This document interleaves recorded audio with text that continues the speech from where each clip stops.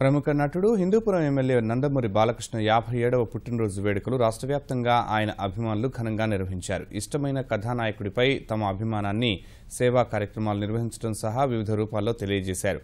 బాలకృష్ణ ఇలాంటి పుట్టినరోజులు మరెన్నో జరుపుకోవాలని ఆకాంక్షించారు. బాలకృష్ణ సొంత నియోజకవర్గం హిందూపురంలో పుట్టినరోజు వేడుకలు పెద్ద ఎత్తున జరిగాయి. ఎక్సైజ్ శాఖ మంత్రి జవహర్ ముఖ్య అతిథిగా పాల్గొని ప్రభుత్వాసుపత్రిలో ఏర్పాటు చేసిన 57 కిలోల కేకు కోసి అభిమానులకు, కార్యకర్తలకు పంచిపెట్టారు.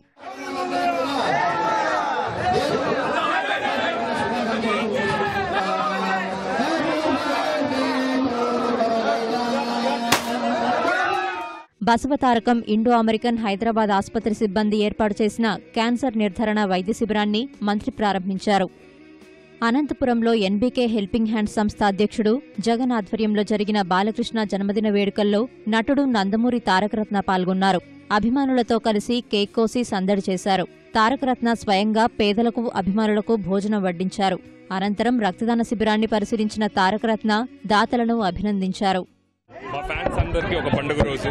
ప్రాణానికి ప్రాణమైన మా బాలయ్య బాబాయ్ పుట్టినరోజు ఇవాళ. వాళ్ళు చూపించే ప్రేమ కానివ్వండి, ఆప్యాయత కానివ్వండి, నాకు తెలిసి తాతగారు వదిలిన ఆస్తుంది. వీళ్ళందరూ ఎక్కడికి వెళ్ళినా కూడా మా ఇంటి బిడ్డ రామారావు గారి మనవడు బాలయ్య గారి కొడుకని చెప్పి గుండెల్లో పెట్టుకుని చూసుకునే అభిమానులు మాకు వదిలేళ్లారు తాతగారు.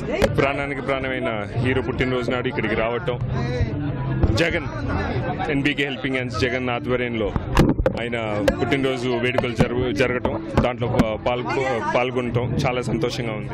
నెల్లూరు జిల్లాలో బాలకృష్ణ జన్మదిన వేడుకలు ఘనంగా జరిగాయి.